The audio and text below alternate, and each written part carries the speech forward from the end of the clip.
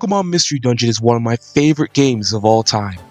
In fact, to this day, Red, Blue, Rescue Team, and Sky are my favorite Pokemon games. I find that a lot of people on YouTube don't have much to say about these games. A shame really, since the story these games have are incredible. The emotional journey of one day becoming a Pokemon and set out to explore a world where you interact with Pokemon as people, rather than from the perspective of a trainer raising a pet to fight. The Pokemon Mystery Dungeon franchise has been popular enough to have its stories translated into a myriad of different mediums to experience the game's story, such as in the form of a manga or anime. Well, it's actually a lie.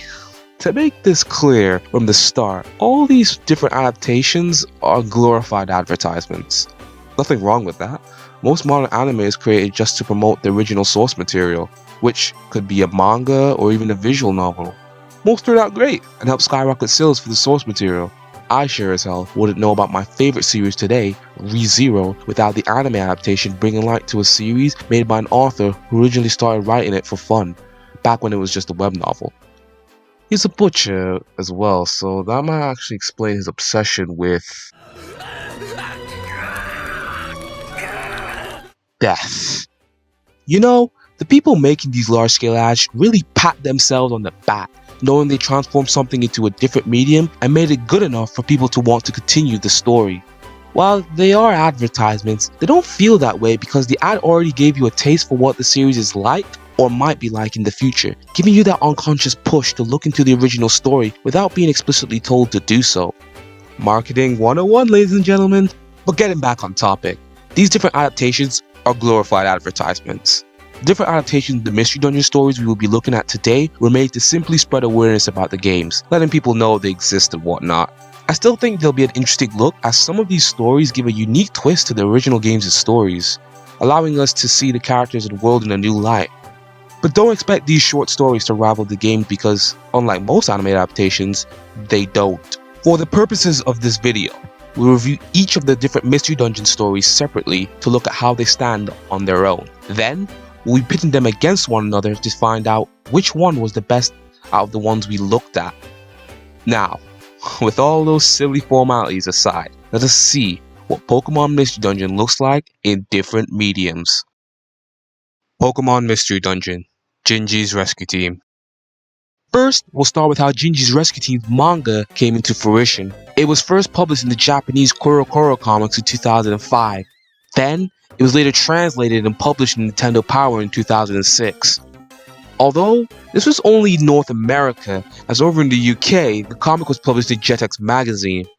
Interesting trivia, considering I always knew Jetix as the weird TV station that aired old anime cartoons in the West. The Mystery Dungeon issues ran from September 2006 up until February 2007 in Nintendo Power under the issues 207, 208, 209, 210, 211, and 212. The manga's story and art is done by Makoto Mizuguchi, who's responsible for other Pokemon related things, for instance, the Ranger manga series, the Pokemon Pocket Edition series, another Pokemon Mystery Dungeon manga called Explorers of Flame, which we'll be looking at later on, and some other cool side series. I'll leave a link in the description of the video if anyone's really that interested in knowing what else he made. But hey, you're all in for Mystery Dungeon, so I'm sure you won't care that much. This is my boy attempt to being funny, just roll with it. Swiftly moving on from that. Something weird that I found interesting was in the Dutch translation of Ginji's Rescue Team, they accidentally left one small sentence in English. That must have left a lot of kids confused.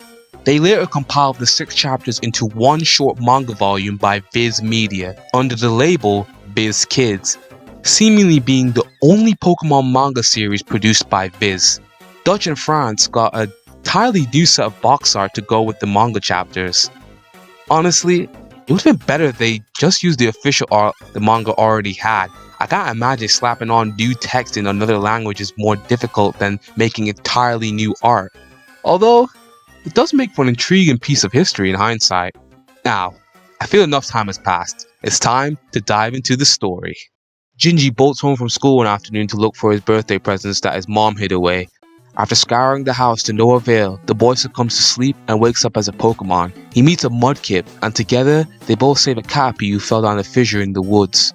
They then set out from there to become a rescue team, beginning by escorting Gengar to the Hill of Ancients. After a heated battle with Zapdos, they all meet Xatu, who reveals that Ginji is a human and a great calamity awaits him. Sometime later, Gengar has told the legendaries and some Pokemon in the square about the Ninetales legend, revealing that Ginji is human, prompting Ginji to seek the truth by searching for Ninetales. After having his fair share of challenges in between it all, such as fighting Moltres and Articuno, Ginji meets Ninetales. She reveals that Gengar was the human from the legend and that Ginji was summoned to calm the natural disasters plaguing the Pokemon world. Though, after they defeated Groudon, things went back to normal, this time Ginji bolting to school. Now, as I said at the start of this video, the story of this manga is nowhere near as good as the original game. Not even close. It is impossible to translate a 20-hour story into a 6-chapter manga and make it as good or better than the original. With all that being said, Ginji's rescue team did a good job with the chapters they had to work with. To start with, I like how Makoto Mizubuchi decides to interpret some dungeons in unique ways. The Ariados's nest within what I'll assume to be the Tiny Woods was a nice fight scene that established the start of Mudkip's development. The art Mizubuchi did of the cave's surrounding area really created a sinister atmosphere, something that he pulled off splendidly in Articuno's first appearance. Mount Freeze being a bit of a maze was interesting to see as well. Mizubuchi likely created these alternatives for what mystery dungeons look like to get around the page limit he had. For the most part, the power scaling in the fight seemed to be alright, as well except for maybe Zapdos, who got screwed over by Mudsport. A useless move given so much power outside of the games. Pokemon never change. This manga had a myriad of changes to the story to best suit the 6-chapter format. By chapter 2, our heroes are already fighting Zapdos heading to the Hill of Ancients. It had its location changed from the Great Canyon to Mount Thunder. Also, just a side note, I really like how Torchic has his headband on in some of the art here, akin to how it's worn in my rescue team's promotional art. Pokemon never change. No! Torchic! 3 out of the 6 chapters focus on the Fugitive arc, the most important story arc in the games. Ginji's rescue team doesn't do this arc justice, but I think that's okay. The original game's Fugitive arc was heart-wrenching, emotional, and even inspiring in some ways. You've lost your memory in this unknown world trying to figure out who the hell you are, and when you find a lead for how you became a Pokemon, suddenly your life is at stake. All the bonds you forged, the people you met, are ready to kill you. You can neither scorn nor deny them. All you can do is run and survive. Seek the truth. You choose to believe in that truth because whether at the end it's decided if you have to live or die, at least you were able to find an answer. What really gets the tears streaming though is your partner's decision to stay with you. Them sticking with you despite everything makes it feel like you forged a real connection, like you made a real friend, making the reveal of your innocence all the sweeter. Man, did I really just went on that long of a rant? My mouth never seems to rest, scripted or not. Anyways, back to what I was saying. The manga doesn't have the same impact as you barely get to know the Pokemon from the square. What happens initially doesn't faze Ginji. Mudkip tagging along with him when Ginji is accused is more a testament to Mudkip's character rather than their friendship, since they barely get to know each other. And because the whole square aren't after Ginji, there isn't that sense of urgency like in the games. I need to breathe after that. Take deep breaths. One last negative for the road. Why is the text describing Gengar blatantly saying he's up to no good? Cringe aside, this just ruins Gengar's twist of having malicious intent. Now, you could just hop into the comments and say it was obvious or whatever. However, in my defense, we all sometimes just want to keep our suspension of disbelief. Alright? I want to end things with a note that in the games, the final challenge our heroes have to face is Rayquaza instead of Groudon. This change is fine since the Meteor plotline would have taken up too much time, and the explanation that Gengar caused Groudon's awakening, its defeat being the climax, was good enough. Ginji is your typical shonen protagonist type character, stubborn and reckless to a fault. Someone with a good heart, not particularly bright, yet always inspiring. What makes Ginji different from your average shonen protagonist is how blunt his character can be. This guy is just straight up brutal, and I love it. At the end of the story, Ginji's realization that he was summoned to a different world to solve their problems gave him the necessary motivation to potentially face school and get his grades up, since it made him realize that he has the ability to do a lot of things if he puts in the extra work. Ginji's brutal attitude inspires character growth for Mudkip, who is, as Ginji puts it, wishy-washy. Has aspirations to do big things, but when it comes time to attempt to do those things, he instead procrastinates, holding on to the desire to be better like it's some distant goal for the future. Is it sad that I relate to this so much? But by the end of the story, Mudkip becomes so much better just by trying. And I can also appreciate how wholesome he can be, like him sticking with Ginji, no doubt in his mind that he's innocent, or jumping in front of a rock to prevent Gengar from being injured, which helped Gengar realize that staying to protect Gardevoir was the right choice, because sometimes making sacrifices for those you care about is more fulfilling than being scared and selfish like he was. Gengar is also quite dubious this time around compared to the original Red Rescue Team, since his overarching goal is to awaken Groudon to destroy the Pokemon world. Gengar frames Ginji to buy time so he can awaken Groudon. He's also the one to individually tell Moltres and Articuno about Ginji's devious actions. In stark contrast to the games where he frames the player to eliminate his chances of being found out as the human from the Ninetales' legend. The legendary birds' characterizations aren't much different from how they were portrayed in the games, minus Articuno, who is given somewhat of a personality. Articuno is shown to be slightly more cautious in contrast to Moltres and Zapdos. Zapdos is mostly a mindless beast with a lot of power. In my opinion, Moltres is quite gullible, quickly believing what Gengar has to say and reaffirming Gengar's beliefs to itself when he thinks Ginji is doing something slightly unfavorable. Articuno was the only Pokemon they couldn't beat. It's only thanks to Absol that they convinced Articuno to let them go free. Absol is hands down my favorite character in the manga. This is a rare case where the manga outshined the games. Absol's character here is shown to empathize with Ginji, as he was also outcasted by the spread of strange rumors, it being about how he's the disaster Pokemon, one who brings calamity wherever he goes. It gives him a clear motivation for why he decides to help Ginji on behalf of saving the Pokemon world and saving him from Articuno. The game simply left his character quite ambiguous, him joining the party as an ally, to which we never learned anything further regarding Absol. Alakazam's team was added last minute into the story, and I'm just wondering, what did they do to you, Alakazam? Tyranitar and Charizard are pretty much the same because they didn't have much character to begin with, so you can't exactly screw up what didn't exist in the first place. Alakazam got done dirty though. Maybe it's how his lines were translated, like here where he talks about how Mudkip has grown from being a weakling, just makes me cringe. Him calling Mudkip a weakling comes off as Alakazam being full of himself. When you're forced to become fugitives in the games, Alakazam wants to get rid of you. However, he understands the situation you're in and gives you time to run away to find the truth. He wishes you the best instead of, here, wait, it feels like he's mocking them. Finally, looking at the various Pokemon from the Pokemon Square, the characters are non-existent here. You know what? Fair play to Makoto Mizuguchi. It's understandable since it is a lot of characters and their main purpose was to serve as NPCs that would allow you to buy items and equipment for your adventures. Though, it would have been nice to at least see Pelipper. A decent adaptation. Ginji's rescue team is not perfect, carrying over some of Rescue Team's faults like the Pokemon from Pokemon Square being dry characters, no individual personality in sight. The manga's length leading to changes in the story such as Ginji just not caring about what is happening, even though we as readers are supposed to have an investment into his story. Regardless, in its limited runtime, it managed to do characterization better than Red and Blue Rescue Team. There being a visible dynamic between Torchic, Mudkip, and Absol's friendship with one another. The manga using a lot of subtlety to develop the characters, and boy does it work. This one is definitely a strong contender for being Pokemon Mystery Dungeon's best ad. If you're looking to read this manga, Amazon has some good prices, so look there preferably and not eBay.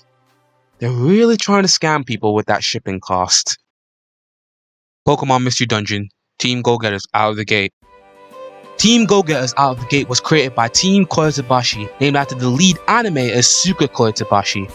This special first aired in Japan on the 23rd of March 2007, aired on September 7th, 2006, a few months earlier in America on Cartoon Network, despite being made by a Japanese animation team. What? As far as I'm aware, there isn't any real explanation for this online, so I'll just assume they wanted to advertise the Mystery Dungeon games to a more Western audience than Japanese one. While you think this special would just be lost to time, the official Pokemon YouTube channels, both in Japanese and English, eventually uploaded this special in 2015 as sort of a small advertisement for Super Mystery Dungeon to show people that, hey, Mystery Dungeon is still a thing. I think. Uploaded on the 3rd of July on Japanese YouTube channel and October 22nd on the English YouTube channel. Our story starts with a regular human one day waking up as a Squirtle. He's greeted by a Charmander who runs a rescue team with another Pokemon, Chikorita, known as Team Go-Getters. The main purpose is to help Pokemon in need after the influx of strange natural disasters happening in the Pokemon world. And Squirtle quickly joins their rescue team. Okay, I mean, that was quick. A race against time, as their mission throughout the special is to help rescue Pichu's brother, who had been held captive by Skarmory before another rescue team known as Team Meanies. By the end, they were able to defeat Skarmory using Corsola Twigs and Squirtle gained access to a Quick Seed. The special ending with Charmander, Chikorita and Squirtle heading back to the developer's office for more jobs. Near the end, hinting to a larger narrative. Unlike Ginji's rescue team, this one reeks of advertisement. It's plastered all over it with a massive rainbow neon sign yelling it down your ears. And I can't be too mad at them, especially since animation takes a lot of time and money compared to drawing manga. Furthermore, 22 minutes really can't fully establish a story or world. So, this special just adopts a simple rescue team mission of saving Pichu's brother with some subtle hints to the original rescue team's story, such as the natural disasters plaguing the Pokemon world, and Team Alakazam in Magnan Cavern, an important location in the games. Something weird that they did was making Skarmory revert to being calm after getting roughed up, likewise to how you fought Rayquaza to calm him down. It's an idea that isn't properly explored in the games either, as Rayquaza is the only immediate example for this. Granted, exploring this idea was in no way necessary. Just thought I'd mention it. Other than that, I like how in this special, Charmander uses his fire to scare away the Shroomish in contrast to how Ginji burns the Sunkern to a crisp in the manga. To begin with, all the characters don't have much depth to them. A 22-minute special, I know. Though, similar to many other kids shows, especially of the anime variety, the characters fall into set tropes. Team Meanies being the bully characters up to no good, Team Go-Getters being an upstart rescue team with a set level of ambition to one day be the best. You know, standard stuff. Same goes for the main character, Squirtle, who's pretty much an average person. Don't take this as criticism of the character though, since the main character of the Mystery Dungeon games acts as a self-insert. Squirtle fills the role well enough. Moreover, I like Squirtle's small progression in his abilities. He wanted to learn Water Gun so desperately, but kept using Bubble instead. Eventually, he's able to use it after his failed attempts. I know it was only 2 or 3 times, but come on, they had 22 minutes. Can't expect too much out of an ad. Charmander and Chikorita have some slight differences in their personality, Charmander being the one more prone to being positive, and Chikorita being the one most likely to be easily dejected when things go wrong, like when Team Meanies ate all their items. Out of the two, Charmander is the most like your partner Pokemon in the games. To wrap up the character discussion, other characters simply get mentioned or just play minor roles in the special. Conversely, one that always bugs the hell out of me is how Lombre, Bellsprout, and Snubbull act when any rescue team besides Team Alakazam take on a rescue mission. You're not as good as the Team ACT, they're the best. I like to see you try and form a rescue team. You little... Oh no, Team Go-Getters isn't half bad honestly. Even if Ginji's rescue team had more character development and some more interesting takes on the original game's story, the anime relegating itself to one standalone story made it quite enjoyable. Even if the characters are underdeveloped, I wouldn't say that was a weak point for this special. A character being one-dimensional throughout a whole narrative is boring because you spend more time with them. Here, it's only about 22 minutes, so you won't really care. This is a fun watch for any Mystery Dungeon fan out there, and a good gateway into the series. To watch it, just search up Team Go-Getters on YouTube and you should find it on the Pokemon's official YouTube channel. Though, for all the lazy people out there, there'll be a link in the description of this video. Pokemon Mystery Dungeon, Explorers of Flame. Explorers of Flame was released on the 28th of August 2008, written and illustrated by Makoto Mizubuchi, the same person who wrote and illustrated Ginji's Rescue Team, published in the CoroCoro comics in Japan. There isn't anything else online I could find with the history behind this manga, since it never got an official English translation. Summary as usual, this time our story begins with the Totodile attempting to register for Wigglytuff's guild that trains Pokemon into becoming full-fledged explorers. Totodile chickens out and runs to the beach where he finds a Chimchar laying in the sand claiming he's human. From there, the rest of the chapter follows Chimchar, who claims his name is Fire. Fire? I thought this was a joke at first, but it seems like there are folks who name their kids Fire, I guess. Has the end of humanity reached so soon? Fire and Totodile go to chase after Zubat and Koffing that ran away after Totodile kinda just gives him his precious treasure. Partner Pokemon having a low IQ? Check. Wouldn't it be a Mystery Dungeon game if they didn't? After a rock here, some confusion there, they recover the relic fragment, Totodile's precious treasure, meeting an explorer known as Dusknoir along the way. By chapter 2, they become full-fledged members of Wigglytuff's Explorers Guild. One time skip later, and there's a thief stealing all the time gears across the Pokemon world. The guild decide to help, leading to Fire and Totodile fighting Grovyle. They defeat Grovyle with the help of Dusknoir, and back to the future he goes to be executed? Well, yeah, plot twist, turns out Dusknoir is evil and is looking to execute Fire, Totodile, and Grovyle. The trio manage to escape. Totodile shares his concerns if whether he and Fire should trust Grovyle. They agree to stay with one another at least until they all reach the past. Grovyle guides them to the legendary Pokemon Celebi, who will create the gate for them to go back. Unfortunately, Dusknoir is a few steps ahead of them as he blocks them from getting to the Gate of Time created by Celebi with his Sableye and Big Daddy Primal Dialga. This was when Dusknoir revealed that Flame was from the future and Grovyle was his partner. Dun dun dun! Anyway, Celebi teleports them to the passage of time. While Primal Dialga does interrupt her teleportation, she's able to get them close enough to where they are able to jump into the gate, the trio being flung to the past. From here, Grovyle sets out to get the rest of the time gears. While Fire and Totodile set their sights on searching for the Hidden Land, they get assistance from a wise Torkoal who redirects them to Brine Cave. Heading into the dungeon's depths, Totodile puts in his relic fragment and Lapras appears to be their guide towards the Hidden Land. After crossing the Hidden Land, before they can put their relic fragment into the Rainbow Star stone ship, Dusknoir interrupts and attacks them. Dusknoir was on the cusp of victory, though Deus Ex Machina appeared in the form of Grovyle, assisting the duo in stopping Dusknoir. Dusknoir again drops a gigantic nuke on Fire, claiming that them restoring the future will make all the future Pokemon disappear, including himself, Grovyle, and Fire. While Grovyle confirms this, Fire is given no time to digest this information as Dusknoir attempts to attack once again. Grovyle intervenes and drags Dusknoir into the portal back to the future. He entrusts the future of everyone in their hands. Charmander and Totodile head for the top of the Temporal Tower, one fight with Dialga later, and they save the world. Hooray! No, damn it, no! Fire had to say goodbye to Totodile, as now he and the rest of the Pokemon disappear from the world. Sometime later, and Totodile is still mourning Fire's death. As a gift for stopping Temporal Tower's fall, aka the corruption of time, Dialga brings back Fire. We'll assume it was all happily ever after.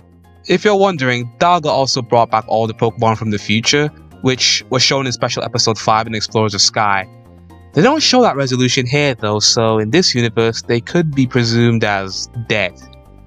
Oof. You're probably wondering why that summary was so long. Well, that's because that's what the majority of this manga focuses on. Ginji's rescue team, despite having to fit a 20-hour plot into 6 manga chapters, had room to start developing some of the characters from the games in its own way. Here? I mean, Explorers of Flame follows Ginji's rescue team's story structure. Chapter 1 focuses on some basic introductions to the characters and the most in-depth details about the backgrounds and what mystery dungeons are like. Jump to chapter 2, and suddenly, We're already nails deep into the plot. The original Time of Darkness had an average playtime of 23 hours, about the same as Red and Blue Rescue Team. Even despite that, there's a much more heavy focus on the plot in Time of Darkness. A lot of your time in the main game is spent experiencing the story. In the previous games, you'd be screwing around a lot waiting for stuff to happen, taking up a large part of the playtime. Mizubushi this time around didn't focus at all at making unique interpretations of the game's dungeons and such. Heck, you don't even get to see the dungeons this time around besides the first chapter. And you know what? Screw it! I still found the story more enjoyable to read than Ginji's Rescue Team. Maybe this is just my clear bias for Sky showing, but the story here hits those emotional cues much better than the previous manga did. The betrayal of Dusknoir, finding out you might soon be killed, and the shocking reveals behind how you became a Pokemon. It still doesn't hit as hard as the games, but it hits more than Ginji's Rescue Team. Not to mention the chemistry between the characters being ever so slightly better, but we'll get to that in a bit. Looking into some of the story changes, Koffing and Zubat never come back again since here the expedition arc was cut for time's sake. Torchkull appears later down the road when Fire and Totodile are looking for the Hidden Land like in the games, rather than in his first appearance being after you've been flushed out of the Waterfall Cave. Some other minor changes being that you don't set out to save Mesprit and you only look to help protect the Time Gear entrusted to Azelf. When Fire and Totodile headed back to Wigglytuff's guild, it was already frozen in time. Huh. Neat. This story change bugs the hell out of me, but not as much as the next one coming. Grovyle initially doesn't come with Fire and Totodile in favor of collecting all the Time Gears. Okay. Shouldn't they wait for Grovyle then?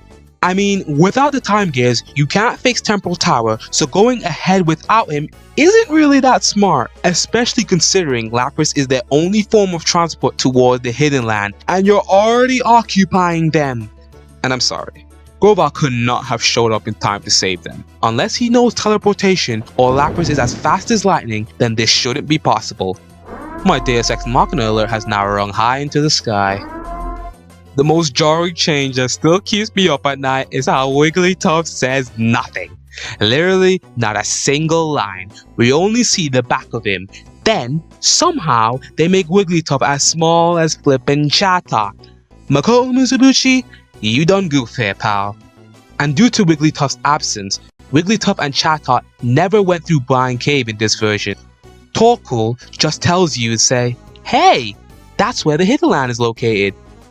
My pettiness aside, like with Ginji's Rescue Team, it doesn't do the original game justice. It still did a fine job entertaining me though. Now, at first I thought Fire was going to be parallel to how Ginji was written. I'm glad to say that he's much better than that. Sassy, confident, hard-headed, and lovable. I guess it wouldn't be wrong to say Fire falls into the shonen protagonist trope. Nonetheless, Ginji was the type of person who goes with the flow, and if you rub him the wrong way, he'll tell you. An absolute savage, that boy. This might have evoked change for Mudkip, but it killed the tension for some of Rescue Team's most important plot points, turning moments that should have been serious into comedy instead. Fire evokes change in Totodile in a similar way, but he's encouraging, unlike Ginji. Fire's sassy nature is like hope to the group because when all hope seems lost, he's still ready to fight and crack jokes, not feeling the despair in front of him. Fire tells Totodile to compromise and work with Grovyle to get to the future instead of trusting what he says. This is Fire being considerate by giving Totodile time to accept a truth he knows he has to accept. Can't forget how Fire's first impression was absolute gold. Struck me like a laser, I tell ya. Totodile is similar to Mudkip in the sense that they both become proactive in achieving their goals. Sad to admit, Mudkip was a bit lazy, procrastinating any chance he got. Totodile lets fear consume him and arguably is more gullible than Mudkip. My dude casually hands his precious treasure to some stranger like it's nothing. Okay, that's your fault for being dumb, buddy. I don't know what to tell you. Lucky for him, he's a character in the story. Real life ain't so kind. I know from experience. Totodile is your partner from Explorers of Time, Darkness, and Sky, but gullible. His growth is invisible for the most part since from chapter 1 to 2, there is just a time skip. They have a few missions under their belt and Totodile is feeling more confident, not changing at all really, other than him feeling Dustnor's betrayal and the hesitation to trust Grovile. I swear, I don't like repeating this point, but again, the game had more time to explore how the twists of the story negatively impacted your partner, the hopelessness felt and the strength of heart it took for them to trot along and eventually accept the truth for what it was. Grovile is relatively similar to his game counterpart, only this time, he comes off more smug. Still indifferent to how you and your partner perceive him at the start when you're both captured and sent to the future, but this Grovile will still rub things in your face if he feels like it. Grovile's stoic nature in the games is fine, but it feels underdeveloped, like his relationship with the player before becoming a Pokemon should have been shown. At least, this manga gives us a slight differentiation of Grovile's personality. Dustnor and the guild members have no differentiation with how they act. Obviously, the guild members aren't developed because of this little resource we call time. Dustnor's reveal of being a fake happened a little too quick and way more obvious here. Man had the red flags all over him. It does ruin the shock of the reveal, but let's not dwell on the time constraints too much. All the Treasure Town Pokemon got Thanos snapped in this universe. Fair enough, Mizuguchi. The Pokemon in Pokemon Square had some relevance to the story at least. In Treasure Town, they only exist to provide resources to the player. How sad. Surprisingly, even though this time around there was a heavy focus on story, I say this manga rivals Ginji's Rescue Team. Now, I wouldn't say surpass since that's my own personal bias leaking through, attempting to keep Explorers of Sky forever on top. But there is an improvement in the quality of characters even if there are less of them developed. The story is adapted better than Ginji's Rescue Team, the emotional moments still being as impactful as ever. However, what brings Ginji's Rescue Team to Explorers of Flame's level is the manga's strength in encapsulating the Mystery Dungeon's world in a new light through its artwork and changes to the story, in order to navigate around Rescue Team's robust story. In Explorers of Flame, many of the changes tend to be either daft or unnecessary. I won't put a link in this time since there's no way to read it in English besides other means. If you're feeling like a masochist with money to spend, it's always available on Amazon for a not so cheap price. In Japanese. Pokemon Mystery Dungeon, Explorers of Time and Darkness Special. In Japan, this special first aired on September 9, 2007, as part of Pokemon Sunday, which in summary was a variety show featuring reruns of all Pokemon episodes and specials, containing some live action elements. 3 days later, the special would be released online. America wouldn't get it until August 17, 2008, being part of a Pokemon pack containing a Palkia and Dialga style DS Lite, carrying case, etc. Its DVD being part of the pack. It wouldn't air on TV in America until September 1st of the same year.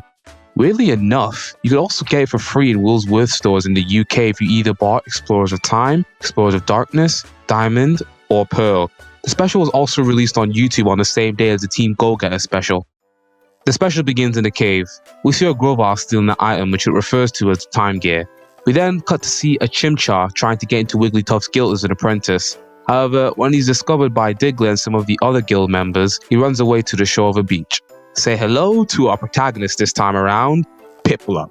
And after some back and forth of him realizing that he's a Pokemon and he has no memories of being human, Chimchar proposes they head to Wigglytuff's guild in hopes Wigglytuff knows something about Piplup becoming a Pokemon. Spoiler alert, he doesn't. Frankly, I think Chimchar used it as an excuse to recruit Piplup, as Chimchar quickly realized that Piplup wasn't one to easily accept things. Nonetheless, they form an exploration team called Pokepals. The next day, they head to a mystery dungeon called Labyrinth Cave to obtain one of Gabai's scales for a Shinx who needs it to heal his ill sister. After obtaining it and defeating Gabai, Piplup decides to continue his journey as an explorer with Chimchar. Once again, at the end of the special, the story alluding to a larger narrative. Go-Getters Out of the Gate had the same story structure as this one. Unlike Go-Getters Out of the Gate though, this one uses the format and structure a little better.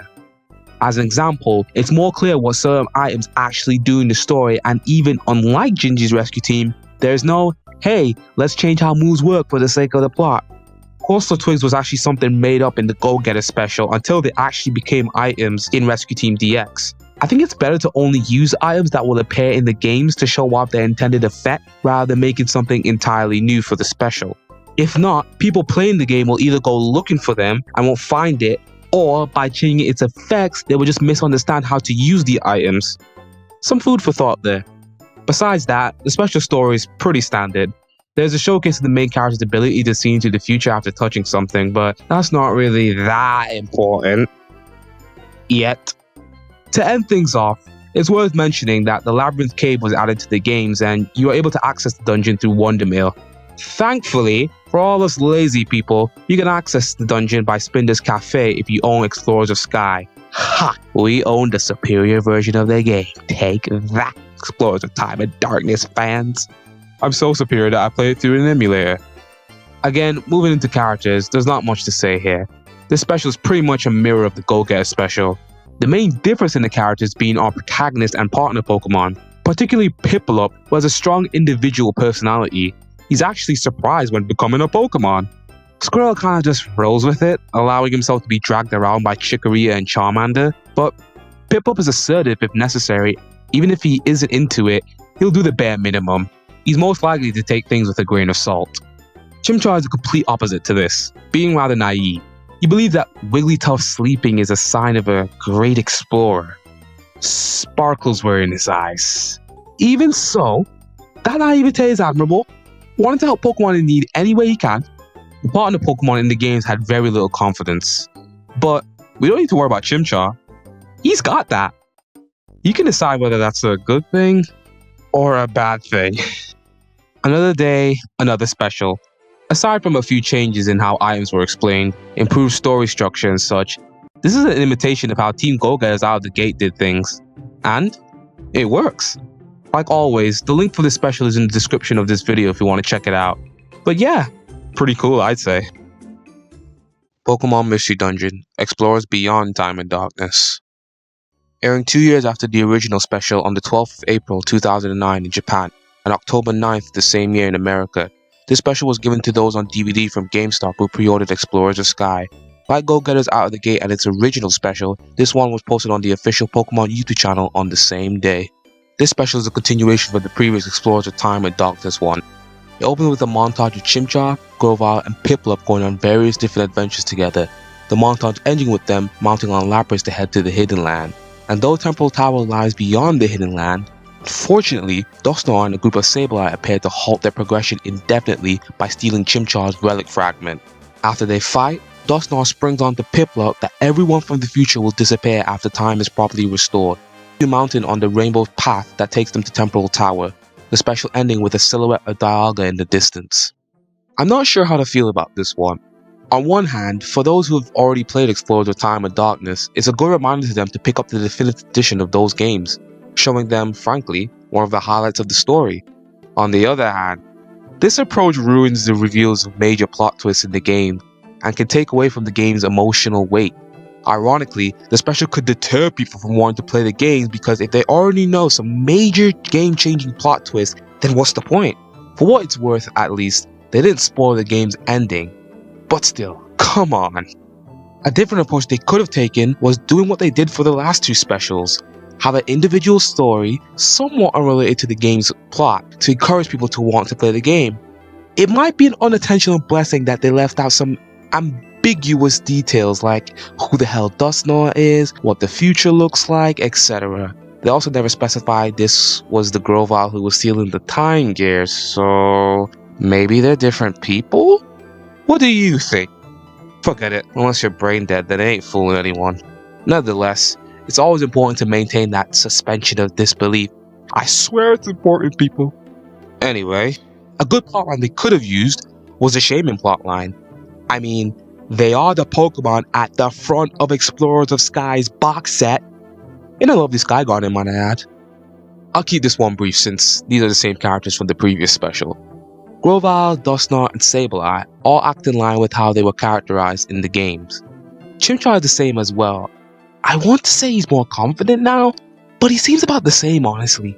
Him running away from the guild in the first special could be seen as cowardly, yet he was all good fighting Gabite.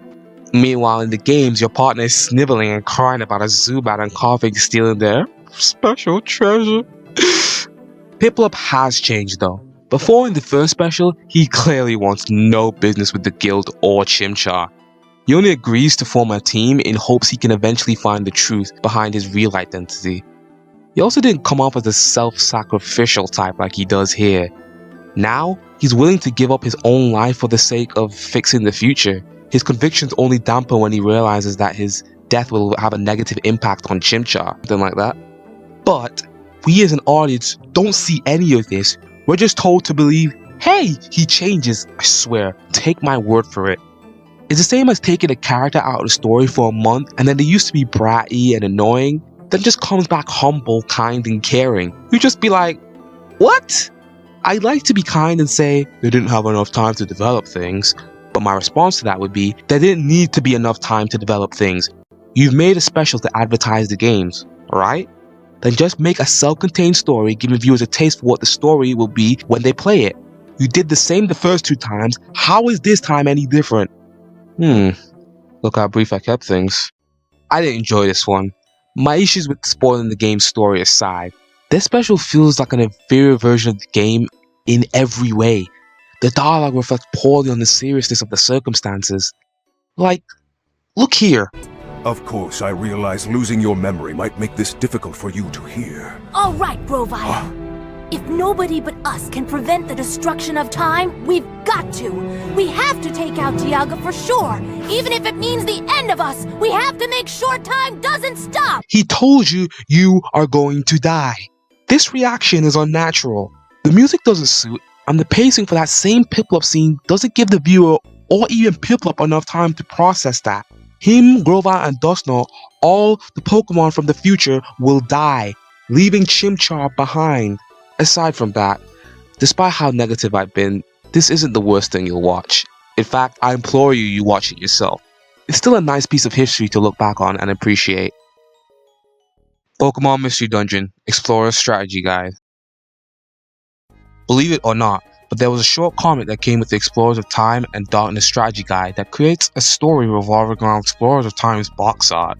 It was written and illustrated by Ken Sugimori, who illustrated art for the Pokemon movies, TCG cards, and merchandising. In the comic, Chimchar and Turtwig are on their first rescue mission inside a forest. When they are about to open a treasure box they'd found, Weavile's team comes in and beats them up. They only stop and decide to let Chimchar and Turtwig have the treasure box's spoils when Weavile senses something is amiss. They promptly head out of the forest, allowing Chimchar and Turtwig to successfully complete their first mission. The characters in this comic are flat and rushed patient as usual. In terms of an advertisement for the games, it fails in the regard of getting you to buy it. In spite of that, this comic came with the strategy guide, which you buy when you already own the game. In that sense, it's great as a neat little bonus. It's for sure not a contender for Pokemon Mystery Dungeon's best ad. All the same, it quickly gets you hyped to play the games. So, if you really want to own this one, make sure you have a copy of the game first. This strategy guide can be found for a reasonable price, either from eBay or Amazon. Just to make sure everyone buys the correct one, it's the Pokemon Mystery Dungeon Explorers of Time and Darkness Primer official game guide. Since looking online, there's a strategy guide for Sky and another Explorers of Time and Darkness one. Pokemon Mystery Dungeon Gates to Infinity's release trailers. The Gates to Infinity trailers were released on the 1st of November in Japan and on the 26th of March elsewhere in 2013. These short trailers were also re-released in 2015 on the same day as the other PMD specials to promote the release of Pokemon Super Mystery Dungeon. It's quite hard to summarize this one since it's a collage of key moments within Gates to Infinity's story, but we'll start somewhere.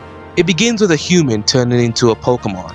Realizing he's turned into an Oshawott, he wakes up in surprise when he realizes the Pikachu near him can talk. From there, we'll assume they got to know each other and Pikachu asks him if he wants to help her form a Pokemon paradise. Oshawott agrees to help her, and the first short ends with them running through the request gate, beginning their journey to build paradise. The second short starts off by showing, again, some key moments in Gates' story. Things ending with Kyurem appearing at the end as all of Oshawott's allies find it difficult to breathe. I'm not going to bother going into detail about every little moment shown in the trailer and how well it adapted the game, because we'd be here all day. Plus, it's a trailer. Critiquing it would make me feel like I'm becoming narcissistic, unless I already am. Which in that case, no apologies are given for my behavior. I think these two shorts are charming. For one, the lighting in both of them is simply astounding. really showcasing the joy you'll have when building a paradise for all the Pokemon to happily enjoy themselves in. To be honest, this short is selling the game's story short and is overselling what paradise was like in the game. Because geez, did that turn out to be an underdeveloped idea. Pikachu's character is portrayed to be quite outgoing and admirable, in line with the portrayal of Gates' partner. Oshawott is your standard average kid transformed into a Pokemon. We don't get enough about the other characters to say anything more substantial other than they seem in line with their game counterparts. Making a short animated trailer to advertise your game is a neat idea, especially with that lighting. Eyeball Gates in a heartbeat. They did the same for Black and White 2 a year before and for Omega Ruby and Alpha Sapphire the next year. You know, it's a real shame these animated shorts never aired on TV. Please don't quote me on that. They might have aired and I just didn't check properly? Maybe? Like always, you can watch this trailer on Pokemon's official YouTube channel. I'll leave a link to the trailer in the description of this video. Pokemon Super Mystery Dungeon. Go for it, Novice Investigation Team. Finally, let's finish things with the final Pokemon Mystery Dungeon story adapted into a different medium. The Pokemon Super Mystery Dungeon manga was released in the Koro Comics to once again promote the release of Super Mystery Dungeon in its 2015 October issue. Has the world decided to be kinder to me with these shorter summaries lately? Riolu, Froakie, and Arkin are tasked to look through the newly discovered Koro Pass. They fight a mighty hyena, ruffle Garchomp with their alliance attack, and they've conquered the dungeon! Hooray! The manga issue ends with Dioxys seeing Rayquaza in the sky, like in the game's intro, sensing something is amiss with the Pokemon world. In addition, Latios and Latias are spotted flying in the sky by Arkin. Despite all that, today, our heroes are victorious, successfully completing their mission. The other story to be told in Super Mystery Dungeon. Not much else to say really. Froakie, our partner Pokemon this time, is just like the partner in the Super Mystery Dungeon game. Our protagonist is typical and I'm not expecting this single issue to flesh out multiple characters. I'd say it's a decent add. It showcases the game's mechanics well, like its alliance attacks. Lo and behold, Pokemon moves are accurately depicted here and aren't changed around to make some cool move or technique. I'm looking at you guys. It's done in an entertaining way, so I have no qualms with how they were handled. Similar to Explorers of Flame, there is no official English translation, so I won't send a link for where I read it here. A quick Google search to do the trick, though I will leave a link to the Reddit page that translated this manga into English. It is now time for our Pokemon Mystery Dungeon Awards. After carefully considering and reviewing all the different manga individually, I have decided that out of Ginji's Rescue Team, Explorers of Flame, Pokemon Super Mystery Dungeon, Go For It, Novice Investigation Team, and the Strategy Guide short comment, I have chosen, drumroll, Explorers of Flame! Let me explain. The Strategy Guide's comic was too short and bare bones to be considered a good advertisement or adaptation. It was good for getting you excited to play the game, but that's about it. It foreshadows for what will happen in the game and that's it. It doesn't carve its own individual identity for itself. Not to mention it doesn't help you have to buy the strategy guide to read it. Who buys a strategy guide for a game they don't own? While the Super Mystery Dungeon manga was decent, showing how certain moves worked in the game, Explorers of Flame shines with how it adapted the story of Explorers of Time, Darkness, and Sky really well in 6 chapters. Ginji's Rescue Team came close to winning, as it did a good job subtly developing a lot of the characters and presenting the mystery dungeons the characters explore in unique ways. But for all the good it did there, it killed many of Rescue Team's special, most important moments, either with comedy or more rushed pacing than Explorers of Flame. These are the reasons why, at least for the manga, Explorers of Flame comes out on top. Looking at the last subcategory, our contenders are Team Go-Getters Out of the Gate, Explorers of Time and Darkness Special, Explorers Beyond Time and Darkness, and last but not least, Gates to Infinity's trailers. The winner is Explorers of Time and Darkness! Let's briefly go over why. Firstly, the Time and Darkness special does what Go-Getters Out of the Gate does, that is, having an individual story and explain how game mechanics work, but better.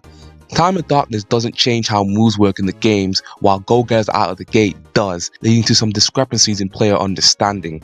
Also, I find the voice acting much less cringy this time around, somehow much more well-rounded. Characters are also less flat as well, having more dynamics to how they are as a person rather than I'm a Squirtle now and I've turned into a Pokemon. No reason to freak out. The Beyond Time and Darkness special is just inferior to the games in every way. A lot of the emotional weight and plot twists are just brushed aside. Piplup, you just found out you're about to die. At least look shocked. Gates to Infinity's trailers are jaw-dropped gorgeous and work as a fantastic ad for the games. The only problem being there isn't enough here to say it's the best, only enough to say it's a good trailer that carried out its desired purpose well. These are the reasons why Explorers of Time and Darkness' special is the best anime special for Pokemon Mystery Dungeon. We have made it all the way to the finals, pitting the manga Explorers of Flame against Explorers of Time and Darkness' anime special. One last time, cue the drum roll. Explorers of Time and Darkness is our winner. I liked Explorers of Flame as much as the next person, but just like Ginji's rescue team, some plot points didn't need to be cut. Like, why is Wigglytuff a non-existent character in Explorers of Flame? Not to mention Explorers of Flame not showcasing what Mystery Dungeons were like at all. If there were to be more Mystery Dungeon adaptations, they should follow what Explorers of Time and Darkness did. Make an individual story from the manga or special that can easily represent the games. Let the special teach players about different game mechanics. By cramming the game's stories in these adaptations, no one will be happy because there will never be enough time to tell the story well and take a unique spin on that same story. With all that being said, congratulations Explorers of Time and Darkness' special. I've crowned you the best of all the different adaptations made for Pokemon Mystery Dungeon. Today's video was a long one, I know. But before we completely end things today, I like to give my thanks to Bulbapedia. Without it, I wouldn't have been able to research all the Pokemon Mystery Dungeon's different adaptations and find the information regarding how they were created. Another small thanks to the ones who translated Explorers of Flame and the Redditor who translated the Super Mystery Dungeon manga. I'll leave a link to Bulbapedia's site in the description of this video. With all that now being said, see you all in the next video. Think bigger, think harder.